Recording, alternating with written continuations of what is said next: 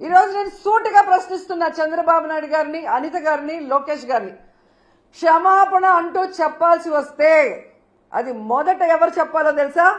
కోడలు మగబిడ్డని కంటే అత్త సంతోషించదా అని ఆడవాళ్ల పుట్టుకనే అవమానించిన చంద్రబాబు నాయుడు ముందు క్షమాపణ చెప్పాలి. ఆడపిల్ల కనిపిస్తే ముద్దు పెట్టాలి లేదా కడుపైన చేయాలి అన్న బాలకృష్ణ గారు క్షమాపణ చెప్పాలి.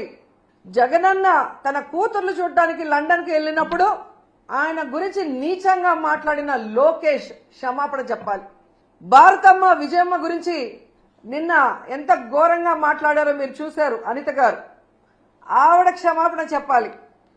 అలాగే నన్ను బండారు సత్యనారాయణ ద్వారా ఎంత దారుణంగా ఎంత బూతులతో మాట్లాడించారో దానికి బండారు సత్యనారాయణ మాట్లాడించిన చంద్రబాబు నాయుడు, లోకేష్ క్షమాపణ చెప్పాలి.